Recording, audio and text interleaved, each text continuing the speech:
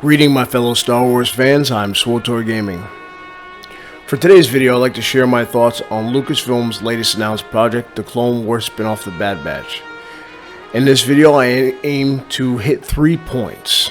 First, my thoughts on when the project was announced.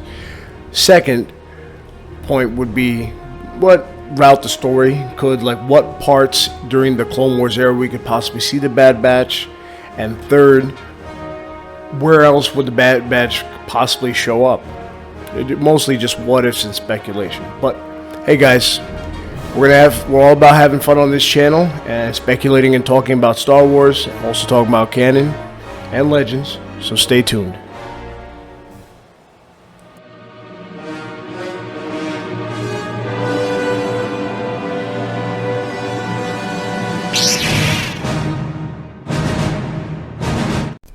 Greetings, citizens of the galaxy. Welcome to Swtor Gaming. Welcome. I believe the Force has guided you to me. Who we truly are is defined by our actions. Alright guys, welcome back. Before I continue, I'd like to give you guys a spoiler warning. If you haven't seen Clone Wars, especially the Season 7 of the Clone Wars, which partially stars the topic of this video, the Bad Batch, then you should probably click off right now and then come back to it right afterwards. I can't recommend the show enough if you like Star Wars, if you're a big Star Wars fan, even if you didn't like the prequels. This series of the Clone Wars redeems the Clone Wars movie. It's hard to say, but it's a departure from the way Anakin was depicted. And Anakin, I think, completely is depicted so much better in this series. So if you haven't seen it, I'd suggest you come back to this video after you've seen the Clone Wars, especially Season 7, because some of the things we will discuss in this video are that. Now also, before I get into the topic, I would say if you're going to watch Clone Wars, make sure you see it in chronological order. It's crazy to sound because usually most series are in chronological order. You see the first episode, second episode, etc. Remember, what inspired George Lucas, I would rather say, to make Star Wars was Akira Kurosawa's movies, but also Flash Gordon. In his time, Flash Gordon, they had an adventure of the week or adventure of the day. I haven't seen the old Flash Gordon black and white series in a long time, so I don't know if it was once a week. I would assume most episodes, especially hit TV shows, were once a week, but the way George Lucas set out the Clone Wars animated series with Dave Filoni is that every episode could be watched independently. So it's like another adventure you're constantly going on. But there's also a chronological order that makes the whole entire story flow a lot better. I highly recommend watching it that way. And if you have any trouble, just go on Google or Star Wars News Net and they'll have the chronological order so you can watch the episodes. That includes also the Clone Wars movie. So you find out that where Ahsoka actually finally came in. Now that we got that out of the way, I also want to give a background to the Bad Batch to those who maybe just want to learn about the Bad Batch and they're not certainly interested too much in watching that, or maybe just want to go straight and watch the Bad Batch and see what they're all about. So I will say they start in Season 7, Episode 1 of Season 7. That's when the Bad Batch are reintroduced. Now, before they actually were introduced in that, some of us actually got to see them because before the purchase of Lucasfilm by Disney, the Clone Wars show was basically much discontinued. They were going to continue to make episodes and then it was just canceled. So they had some episodes in development that we were able to see, and I'll see if I can try to put the footage on screen because I'm just recording this right now. But if I could find it, if it's still out there, it was incomplete. And so it was interesting. I always looked at the incomplete CGI and I go, well, maybe I'd like to see this. But, we never thought we were going to get a Season 7 of the Clone Wars, and it happened. And it was spectacular. So that's that. And then they actually introduced him in the first 2 episodes, and most people felt a little disjointed because we were being sold at this series was being pushed as the final season with Ahsoka, and the story was going to be on Ahsoka, and the focus is going to be on Ahsoka. And we knew a little bit of a story from the Ahsoka novel that she was on Mandalorian and she fought Darth Maul, and she was giving new lightsabers with Anakin's clone troopers, the 501st, out of her back. So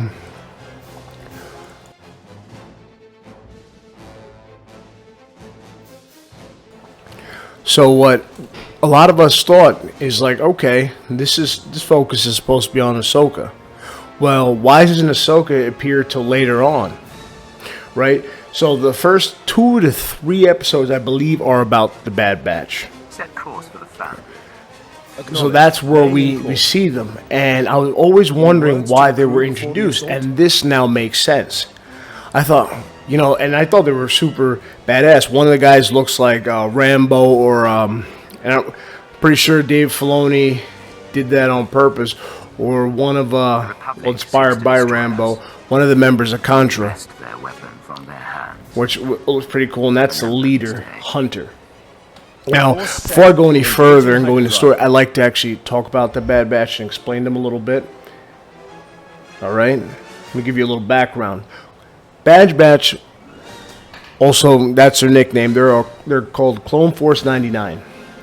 Call themselves the Bad Batch, but the motley crew that makes up Clone Force 99 boasts an astounding 100% success rate and skills unseen in any other clone troopers. Adapted working together, Hunter, Wrecker, Tech, and Crosshair use their unique talents and specialized physiology to execute extraordinary solutions on the battlefield. And after rescuing the Clone Force, well, we're gonna get into that. Echo joins the Bad Batch, and they become from 4. They become a squad of 5 troopers. So, first let's go with Hunter. Hunter's a Republic sergeant with shaggy hair and distinct tattoo that makes half his face resemble a skull. Hunter is the leader of Clone Force 99, also known as the Bad Batch. Compared to the other members of the elite group of clone soldiers, Hunter's appearance is quite close to the other clone troopers, but he's part of a team that is a result of a genetic experimentation. Hunter's combat prowess and heightened senses makes him more effective on the battlefield than most. Well, that's Hunter. We're going to the next one. Crosshair, the sniper of the bunch. When you have to hit a precise target from 10 clicks, Crosshair's your man. Quick, cold, and calculating, Crosshair is the kind of no-nonsense warrior that detests working with regs or normal clones. He isn't afraid to mouth off about it. A member of his special unit, Clone Force 99, also called the Bad Batch, Crosshair is gifted with a sniper blaster. Next is Tech. He may not look like a typical clone, but Tech is a valuable soldier in the Republic Army. The result of genetic manipulation, like the rest of his special unit, Clone Force 99 or the Bad Batch. Tech's aptitude for science and technology are unmatched by any man or machine. And last is the brute of the bunch, the tank, Wrecker, the boisterous bruiser of Clone Force 99, a group of elite Republic soldiers known as the Bad Batch. Well, I want to say Republic soldiers, clone troopers. A group of elite Republic clone troopers known as the Bad Batch. Wrecker has a brute strength that makes him capable of lifting a clone gunship without any help. Wrecker's muscle and size are only outmatched by his temper, which can boil over easily, and equally pronounced sense of humor even in the most dire of circumstances. Now, all this information I just given you came from StarWars.com. So if you guys want to go there, there's more information about the clone troopers, but I want to give you the background until we go into it. The only one like I haven't mentioned yet is Echo. Echo appears actually very early on in an episode of the Clone Wars.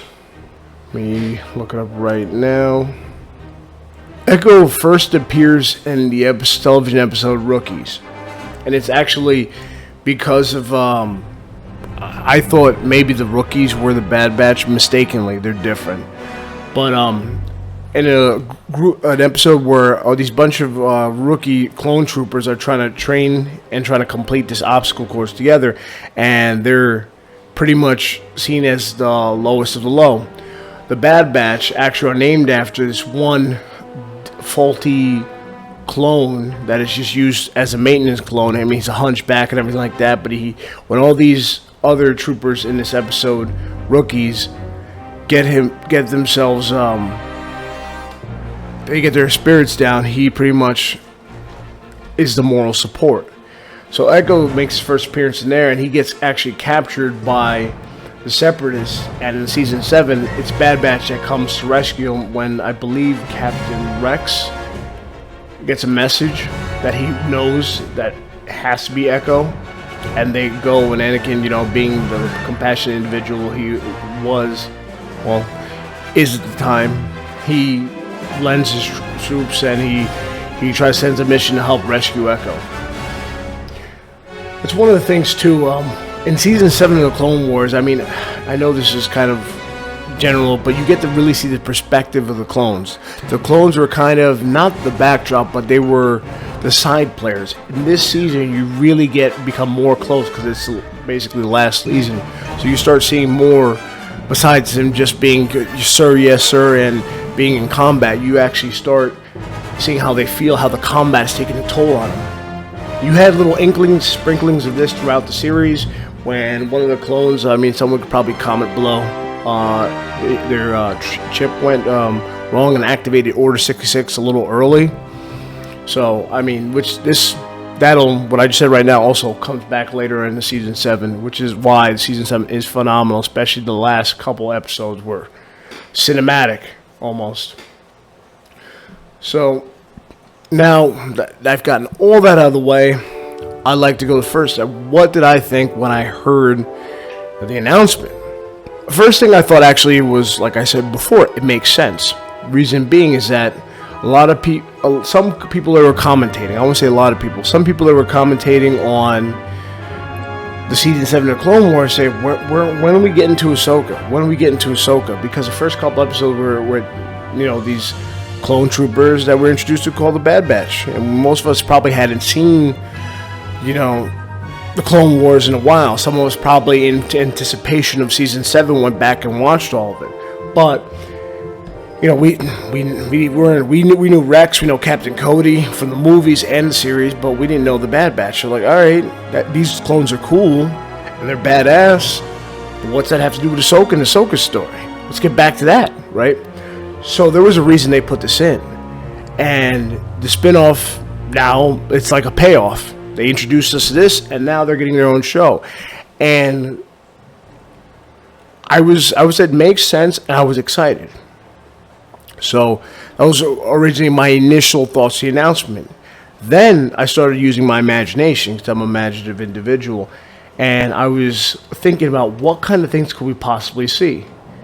Now, if you guys know, we got a season 7, but there was other things planned for the Clone Wars that never ended up in season 7. Some of them ended up in a novel. Right now, I believe in season 7 by now, if I remember correctly, Asajj Ventress has already passed away. We got a novel, I believe it's called Dark Apprentice, with Quinlan. If you guys remember, he only appeared, I believe, in a couple episodes of the Clone Wars, but Quinlan Vos teamed up with Obi-Wan Kenobi, and we were introduced to him, and it was very weird, and it's funny because I never made the connection because I was a fan of Quinlan Vos, but I guess because he looked so different in the style of the Clone Wars at the time. Not so different, but he looks less imposing. I didn't make the connection that was him, but then I watched him and they mentioned his name. I'm like, oh, so that's who that was. I got it. He kind of looked a little familiar. But Quinlan Vos was used to constantly go undercover for the Jedi, which is something that if you think about it, if you play Swtor, for example, or Star Wars The Old Republic, he'd be like a Jedi Shadow, you know? And the thing they always said about Jedi Shadows is they walk that edge close to the dark side, you know, because they're used for infiltration and sometimes assassination. And that's what in the novel they have Quinlan Vos sent him on a task to assassinate Count Dooku. Now, you're talking about Jedi, the High Jedi Council, including Yoda, to assassinate Count Dooku. This is nothing but the dark side that you're hearing, but you're hearing correctly. So they find, Asajj Ventress, to help them train Quinlan Vos to eventually be able to assassinate Count Dooku. A lot of things go on. Quinlan kind of turns to the dark side for a little bit, actually outpowers and captures Count Dooku because he becomes more powerful than him. He also falls in love with Asajj Ventress, and eventually Ventress, being a good guy trying to return Quinlan Voss to light, she passes away, and I believe she's buried on Dathomir. So all this happened that we never got to see any of this stuff. So there were certain things that we didn't get to see, but the idea of using a clone force like Clone Force 99, a Spec Ops group going on elite target eliminations or captures would be something interesting. I mean, it'd be like, some people play Call of Duty, some people like Halo, and one of the things is being with a group of buddies. All right, we're going to capture this target or kill this target. It's Disney, but it would still be interesting to see who they would go after. Maybe they'll capture a Hutt. Maybe they'll go after some of the people in Crimson Dawn.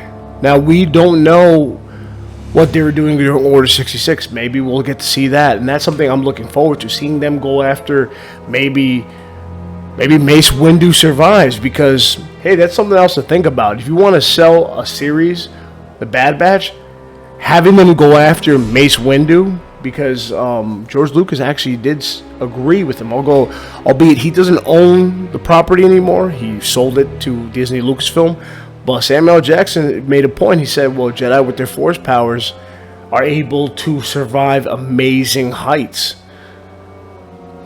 Maybe they get a inkling that Mace Windu survived after Order 66, and they go to hunt him down.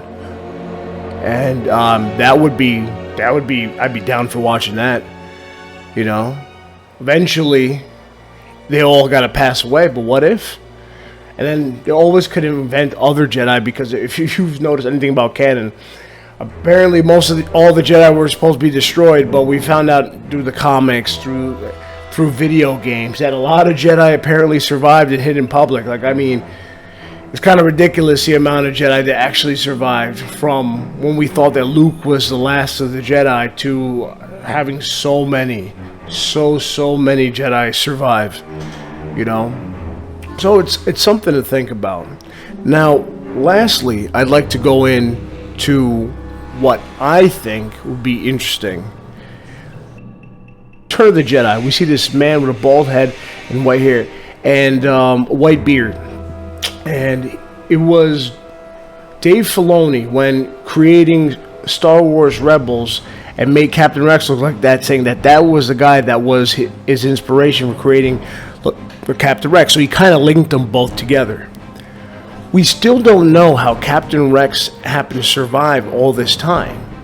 We still don't know. What if the Bad Batch actually does survive as well? Now, in certain Legends comics, and some people get uptight about mixing Legends and canon. But this is nothing serious. This is just a speculation. But hear me out. Some of the 501st became Vader's fist, but over time they had to be cycled. So some of the most elite clone warriors became Palpatine's or Sidious's Royal Red Guard. So could we see the Bad Batch become Palpatine's Royal Guard? Or would they be something else? Would they be modified even more? Or would they turn? Would they be too strong-willed to be controlled? That's what I want to see. I want to see them during Order 66 and maybe being sent after Mace Windu, or them just rebelling. So imagine they're going on their troop and they're hearing that all this happens, and they're like, well, we're sticking together, we're going rogue, and they're doing their own thing. And maybe they join the rebellion. We don't know. There's also a rumored series of a spin-off of Rebels. People still romanticize that era where Luke, and we're still getting novels. If you guys haven't listened to any of the Star Wars novels, I recommend trying to get them on Audible. But right now I'm listening to Alphabet Squadron, the second novel that came out, and it's good. It's different than the other ones I listened to. It's really more, if you like military type talk, soldiers, stories of soldiers in battles. It's pretty good. It's different than like an all-encompassing story. It's like it feels constantly tense and focused on the battle and then the people. But that's another thing. But we might get a series like that, you know, and seeing how maybe the clones will have PTSD. It'd be something that they could tackle, you know, if they want to tackle that subject. There's also a chance if they did survive, they could end up maybe in a season 3 of The Mandalorian. As an old man, maybe they'll meet somebody who's really, really old and can handle himself. Like, who are you? Maybe they used to call me Hunter. You know, I'm one of the Bad Batch. And hey, like we love those us Star Wars fans love those little Easter eggs we can pick apart and take a look and look up. It's just something that I think would be really cool. Now, these are my thoughts. Tell me what you guys think on the comments below. I know this announcement's been out for a little bit, but I wanted to gather my thoughts and really do you guys a little bit of justice when I'm trying to put this out. So guys, let me know what you think in the comments below. Where would you like to see him? What would you like to see him doing? No answer is wrong. We're just here speculating, having fun. And let me know your thoughts. Alright? May the force of your will further your destiny. Always.